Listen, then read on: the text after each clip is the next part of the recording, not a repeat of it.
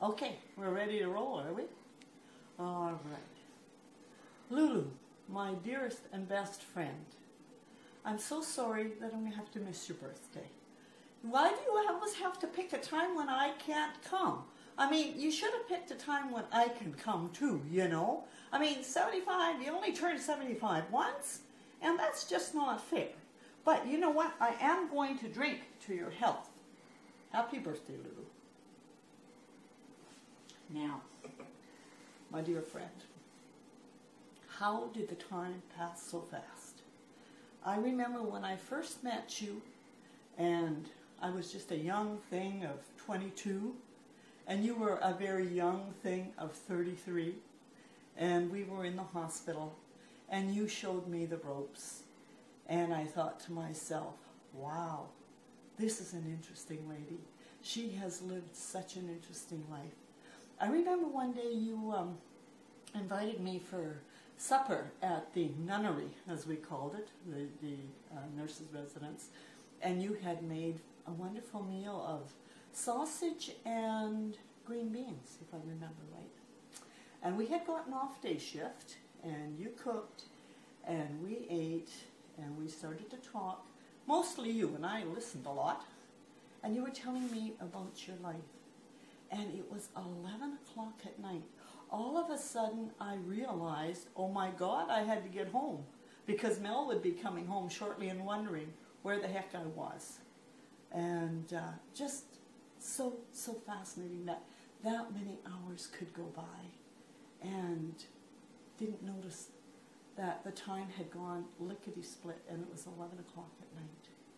And all the years that we've been together and the things that we've done. When you bought your your duplex there, and you were so proud of it, and you invited us all, and you had a housewarming party, and you were always the person who always organized everything. I can remember that for the hospital. If somebody was going, if it was a baby party, if it was any of those things, you were always the one who organized that and saw to it, and everything went so smoothly. And I remember fashion was your thing too, you know. And it was Shane's first birthday. And you had it out in the carport. And there's Lulu running around in hot pants. Do you remember that? You used to wear hot pants? If we think back about it now, you'd think, nah, I did not. Yes, you did. You absolutely did.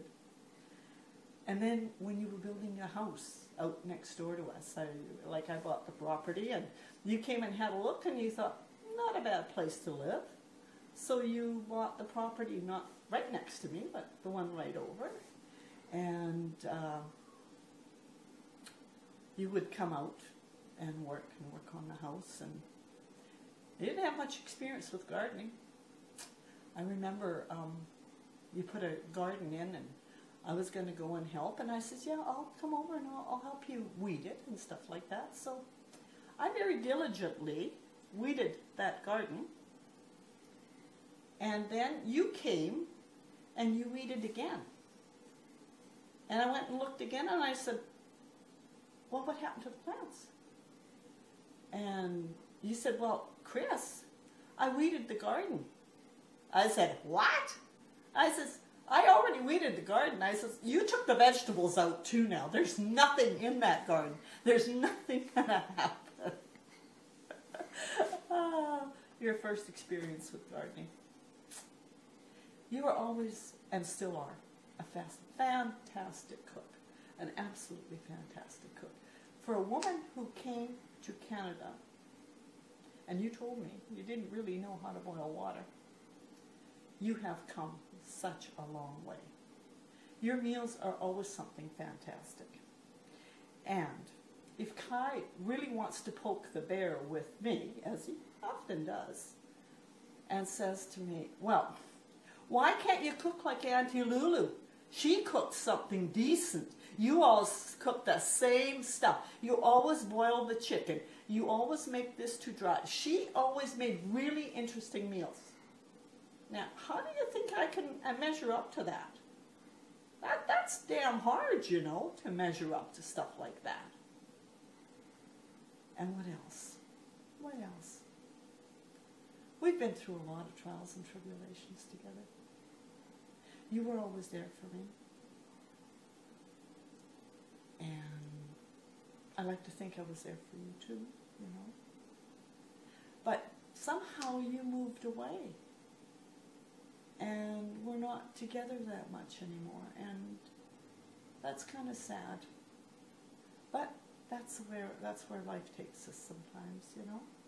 And we have to go where our heart takes us. And I know you've been working hard on your retirement, and you've built that mini hotel in the Philippines that I still got to go and see one of these days. I've seen the pictures. It's fantastic. I've got to go and see it for myself yet.